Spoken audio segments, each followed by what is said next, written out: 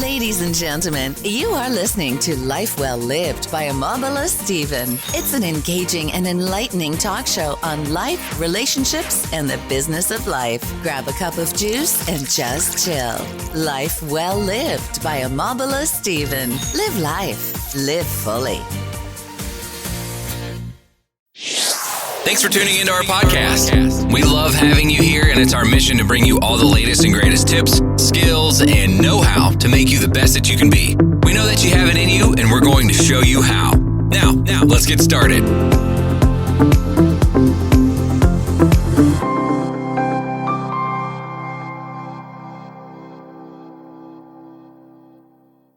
Stephen on Life Well Lived by Omobola Stephen. Now, the show focuses on personal development and self-improvement, occasionally expert and professionals who are adept in these topics. Now, for the audience of Life Well Lived by Omobola Stephen, it's for them to be able to take well-informed decisions after listening to expert and professionals share profound insight on these topics so that they can move closer to the life they were truly meant to be. It gives me great pleasure to have Collin Hughes, who is a speaker, and he addresses suicide awareness. Welcome with me on today's show. Thank you so much for having me. It's a pleasure to be here. It's a pleasure to have you, Collins. Now, I'm looking forward to an enlightening and inspiring show today. Going forward, you'll be talking more about suicide and its awareness, and I think it's a topic that we need to be focusing now, especially in these trying times of our lives. Now, according to you, Collins, suicide is one of the most difficult topics to talk about, but one of the most important topics of our time. Now, what led you to this conclusion? Well, that's kind of a long story. I've in my early days, I rodeoed for a living. I rode bulls. And after my time as a bull rider, I went into announcing rodeos, and I became very aware of the talent I've been gifted with of public speaking. You put me behind a microphone and I am right at home. I mean, most people, they see people out there and a microphone in front of them, they freeze up. Me, I'm like, we're getting ready to have some fun. But I've always wondered why I was given this gift. I knew that I've been saved a few different times throughout my life from certain death. And one good example, when I was a child, my family was on a picnic at Lake Manawa in Council Bluffs, Iowa. And I was maybe 5 or 6 years old at the time, and I got caught up in this whirlpool action of the water that pulled me under, was just twirling me around. And I was trying to kick out and trying to get out, kind of trying to fight, and I couldn't. I was about to lose my breath, and couldn't breathe when somebody reached in, grabbed my arm, and pulled me out. And I went running back to tell my parents what had happened, and my mother says, "Oh, there's nothing like that in Lake Manawa." And she thought I was making it up. So I go next door to the picnic site next door, where I saw the man return to afterwards, but nobody knew him. Nobody knew who I was talking about. Well, another example later in life, I was getting ready to cross the road, and I had an obstructed view of the highway, and somebody yelled my nickname, which is Goose back then when I rode him. Says, "Goose, get back!" And I felt the whoosh of a car that came about that close to hitting me. If I would have stepped out on the road, that's another time I would have been killed. So I've always wondered, with this ability of public speaking, why has my life been saved? June 10th of 2022, I got a phone call from my daughter. Her caller ID came up, and so I answered the phone. "Hi, honey, how you doing?" And it was her husband on the phone, and I knew instantly that something was wrong. And he proceeded to tell me that my 15-year-old granddaughter had ended her own life that day. And I instantly just went into yelling and screaming and crying harder than I ever have my entire life, even harder than when I lost my oldest daughter to cancer in 2015. People say that losing a child is the hardest thing you'll go through. But I knew that my daughter when she had cancer, I knew I was going to lose her, so I had time to prepare for it.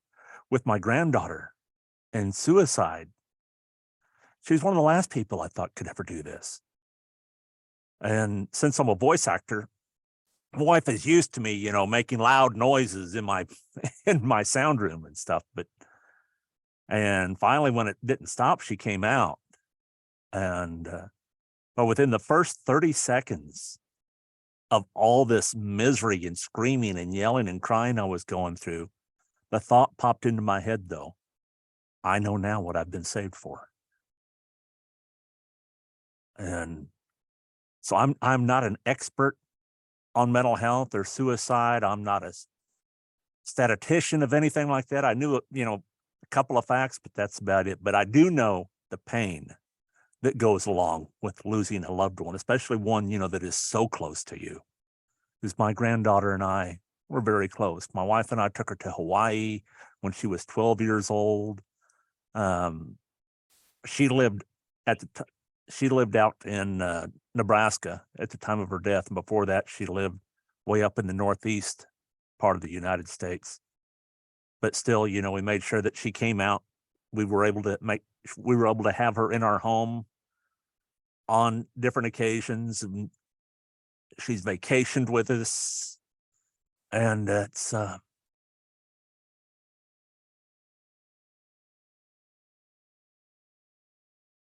relationship that I've never experienced. I never had anything like that with my grandparents ever. But it was just so amazing how she just felt so at home with my wife and I. And now that's gone by her own doing. And there was no signs whatsoever. You mentioned before, before we started to record, about talking about the signs of suicide. Yes, there's signs out there, but oftentimes there are none. You have no clue. My granddaughter hung herself. My own daughter had to cut her own child down. And, the pain I feel is horrible. But the pain she feels, I could never imagine that kind of trauma. She was downstairs in the same house when her own daughter took her life. So I feel bad that my granddaughter didn't call me and talk to me when she was feeling bad. In the past, she'd always call and say, "Hey, Grandpa, I just needed to talk to somebody." And I've got several voice messages of her calling and I just needed to talk. But the time when she needed to talk the most, she didn't call.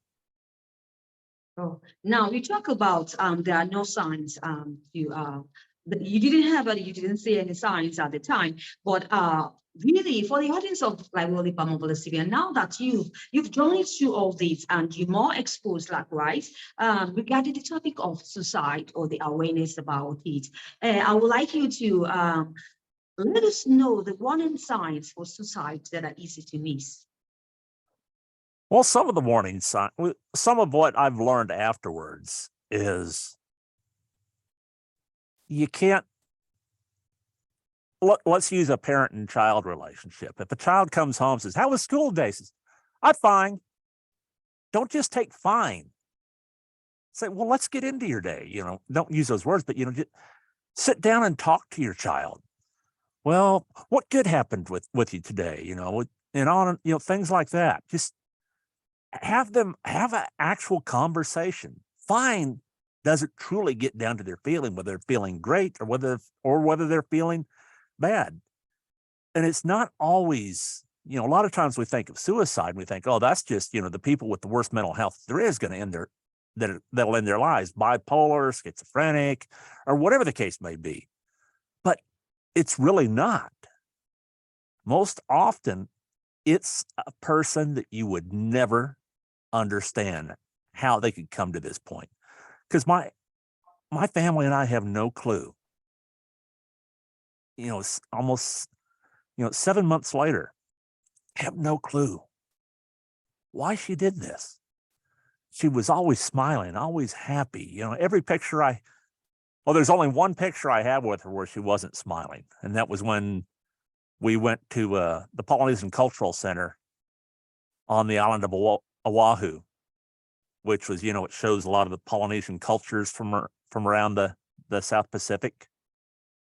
And they were showing dances from, I can't remember what island nation it was, but they got her up on stage and she just had this terrified look on her face. But later in the day, she volunteered to go up on stage and was all smiling. So, but it's,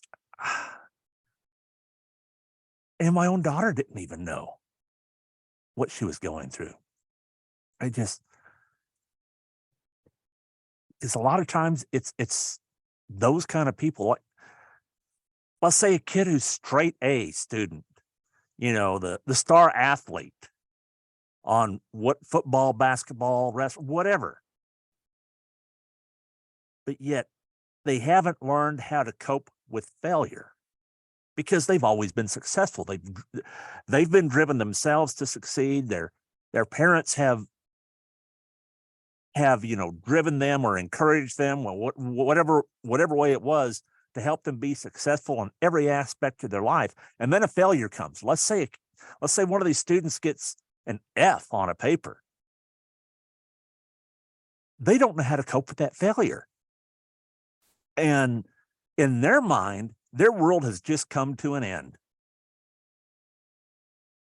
They've never talked about what happens if I do fail. They've always talked about, you can do this. You're going to win. You're a winner. And now when they do wind up in a place of failing, they have no clue what to do.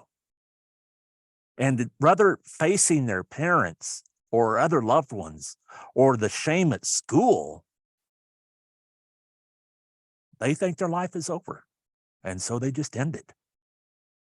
And these are good kids. So, Collins, why would a person think of ending their life? What will have triggered such? I'm sorry, I can't understand the question. Why would a person think of committing suicide? Is there anything that can trigger it or any situations? It could be, yeah. It's a feeling of not feeling loved, just feeling totally lost in life. Of course, there are many serious mental health conditions, bipolar, serious deep depression, of course, if left untreated, schizophrenia, but all these have medications, and it's a matter of being willing to go on the medications and stay on the medications and take care of yourself. It's not easy. And some people, when they get on the medications, they think, well, two things happen. One thing will be they don't like some of the side effects the medications are causing them. They might feel, drowsy or and they think, oh, I'm not going to do this anymore. And the other way is, oh, I'm feeling great. I don't need medications anymore. But taking your medications can wind up in a life or death situation. My daughter did tell me that my granddaughter had been on medications for depression, but refused to take them. She found a stockpile of her, she went on saying she was taking her meds, but after her death, my daughter said that she found where she'd been keeping all the medications that she did not take. And my daughter says, well, that she couldn't micromanage her, just stand there and make sure she'd take them. But if she did, my granddaughter might be alive today. Why are you so sure of that, Collins? Why do you think that meds, can be the respite? Why do I think what? That medicines, drugs can be the respite. The medicines, I can't understand that last part of your question. You still have that that Well, you echo. were talking, you said that if your granddaughter, if she had taken medications, Yeah. probably she would be alive till today. And I'm asking you the Yep. question, why do you think so? Why do you think that taking medications, would have salvaged the situation on ground? Well, medications don't cure everything, that's for sure. But antidepressants help with and I'm on antidepressants right now. And when I first started on them, I was just like, oh man, I don't want to do anything. And then after and it takes 6 to 8 weeks before medications actually start to do what they're intended to do.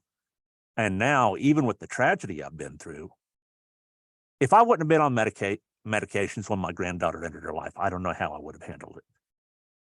But my mind is clearer. And I'm able to think things through better instead of just feeling the overwhelmingness of life. And that's what somebody who takes their life feels, is they're completely overwhelmed with life. That's the only thing I can figure out. And it's, sometimes, you hear sometimes that there are warning signs. Well, here's one example that might have been a warning sign with my granddaughter. She loved to swim. And she had been working at a swimming pool near her home. And for 2 or 3 years. And when my wife and I got into the town where they lived, we had some time before we met up with my granddaughter. She was busy preparing for the funeral. I wanted to see where my granddaughter worked at because I knew how much she loved swimming. So we went out to the pool, and it was closed at the time. And I was just standing at the fence, looking, imagining her being out there. And the manager of the pool walked up and asked if there's anything he could do for me. And I told him who I was, that I just wanted to see where my granddaughter worked. And he invited me in, took me into the snack stand where she was a lot of the time while she was there. And he said that she'd worked the morning before it was at nighttime when she ended her life. And she had worked at the pool that morning. And he said it was the best day that she'd ever had at work. And so you hear sometimes that people, when they all of a sudden, have all these problems going on, and then they think, okay, now I'm going to end it. I don't have to worry about anything anymore. I can just don't have to worry. All the worries are gone. That's what they feel. That's a deep word, Collins. Thank you for sharing this insight with us and also your personal life story. And now the question is, what are some of the discussions that we need to start having now, especially on suicide awareness? Some of the discussions, I think, there's before and after discussions. There's before to try to prevent, and then after if you've been through it, because you're never ready for something like this. Beforehand, like I started to say earlier, is well, first off, before I get a little bit deeper into it, well, I'll blend it together, I guess. There's a lot of people who just feel that they don't have anyone to turn to. They might be isolated or feel that they're isolated anyway. They might live in a home to where it's not a healthy environment, where they're truly not learning how to love themselves or how to love others. That's how I grew up. I really didn't know love until my wife of 17 years and I had been married a little while, and I finally truly learned what love was all about. But first thing a person could do if they feel that there's no one there, now the hotline, the crisis hotline, has been made very easy to get a hold of someone.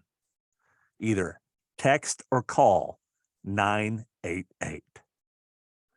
And there's people on standby 24/7 in the United States. 988. It's that simple. All you have to do is call 988 if you need somebody to talk to. There are people standing by who will be there for you. If somebody needs more than that, if they feel you can't get love at home or understanding or somebody to talk to,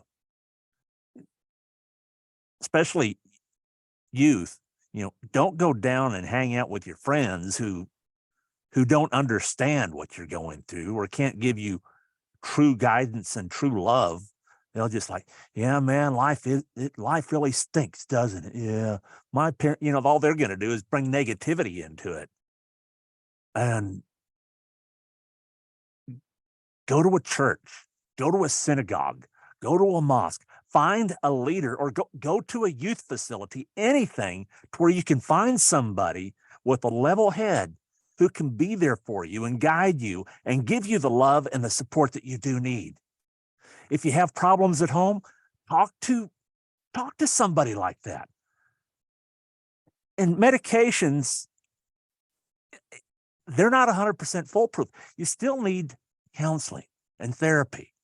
And don't be afraid to admit it, for crying out loud. It's better than not living. Absolutely. Thank you once again, Collin Hughes, for your incredible insight. Talking about suicidal awareness, it's really been a good pleasure having you on the show once again. So, Collins, do you have any exciting news you'd like to share with my audience? Perhaps you have a project you'd like to share. Well, I've started a podcast. It's not very big yet. And it's inspired by the loss of my granddaughter. It's called The Miracles of Tragedy. And I state it that way because I've had several tragic moments in my life. And each time I've had a tragedy, there's been a miracle. In the death of my oldest daughter, she and I had been estranged because we just didn't see eye to eye a lot. And I hadn't talked to her for some time. She hadn't wanted to talk for some time. When she was diagnosed with cancer, she reached out to me. The last few years of her life, we got to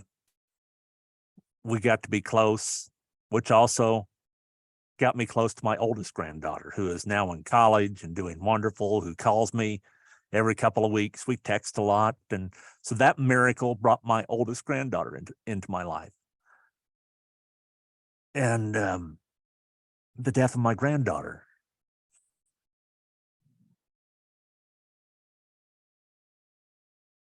Her mother has sisters.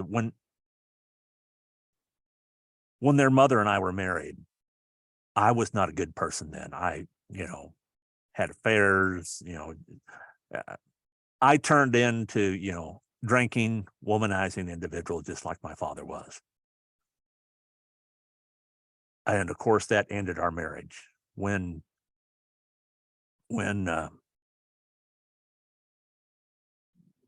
she remarried, she married a gentleman who was retired military in the United States, which came with insurance benefits and other benefits, for dependents. And they asked if he could adopt them in order for the girls to have all these benefits. And I thought, well, that's more than I can afford to pay in child support, sure. But once I signed those papers, what I didn't understand at the time was that I had just signed away all rights to my daughters. And they grew up feeling abandoned by me, understandably so. But at that funeral setting, the funeral home had people, send in digital pictures with my granddaughter, memories of her. And they were swarmed with 400 or 500 pictures. And the funeral home picked out pictures at random to put in a video that was played during her viewing and before the funeral started. Over half of those pictures was my granddaughter with my wife and I in Hawaii in our home, all these smiles. Over half of them was. Now, all of a sudden, from my other daughters, here's all these grandchildren. They know who I am all of a sudden. At the after the funeral, I'm standing next. I'm standing next to the coffin, and the oldest daughter from my youngest daughter walks up to me and says, "Do you need a hug?" Yeah, I do. At the burial the next day, her oldest son came up to me afterwards and says, "May I hug you?" I said, "Yeah." And then my oldest daughter of this sibling group texted me that morning before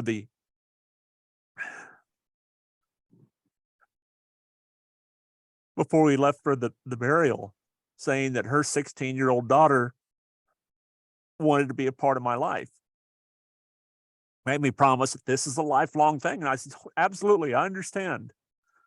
So after the interment was over, that service was over, the graveside service, and my daughter brought her daughter up to me, and she knew, what had happened years ago.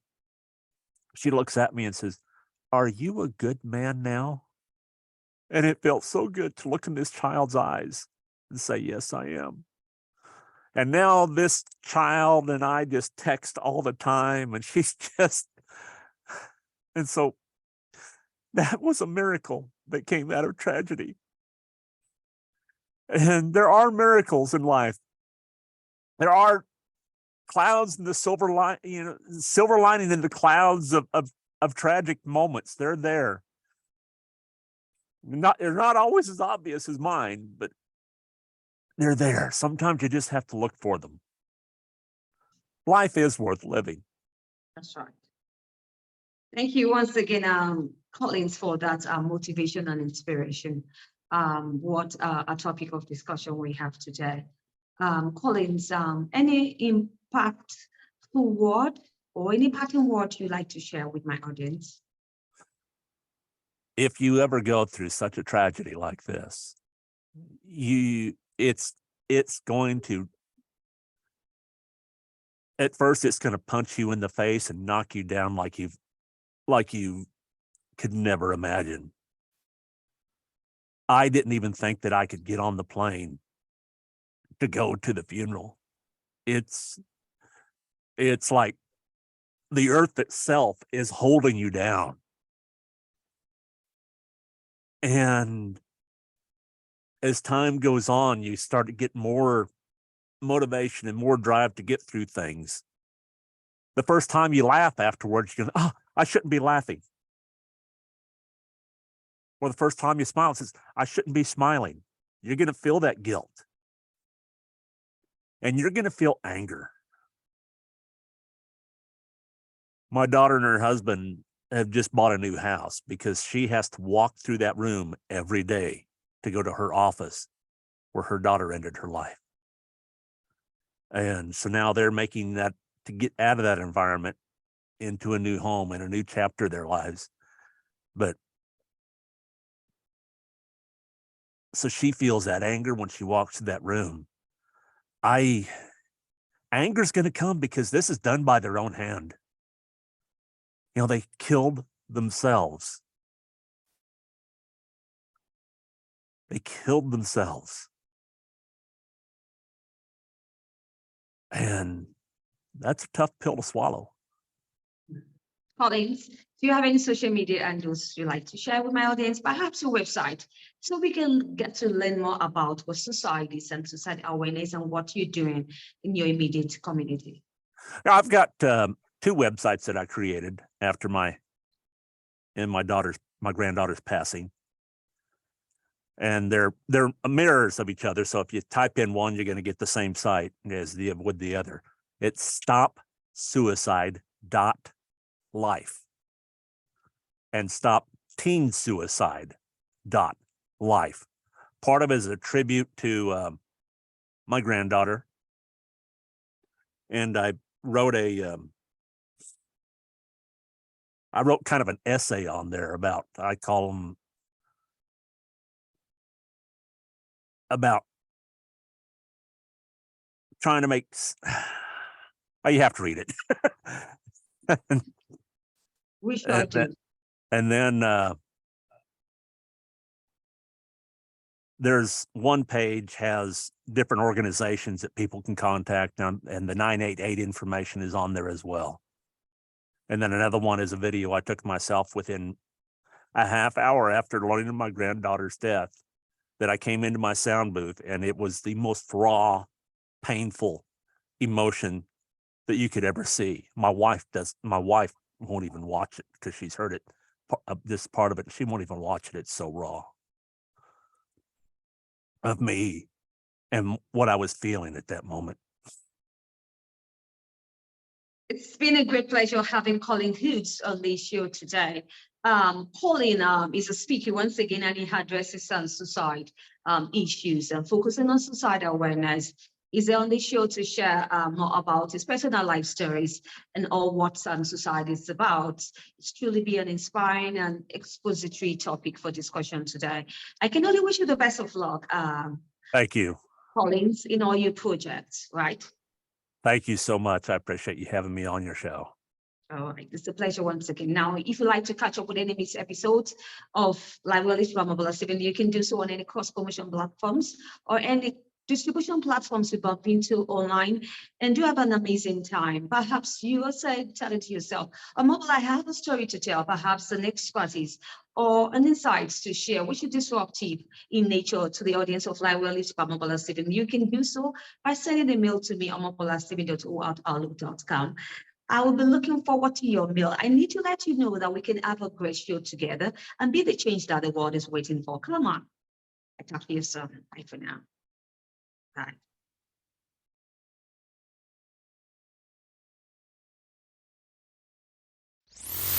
Ladies and gentlemen, you are listening to Life Well Lived by Omobola Stephen. It's an engaging and enlightening talk show on life, relationships, and the business of life. Grab a cup of juice and just chill. Life Well Lived by Omobola Stephen. Live life. Live fully.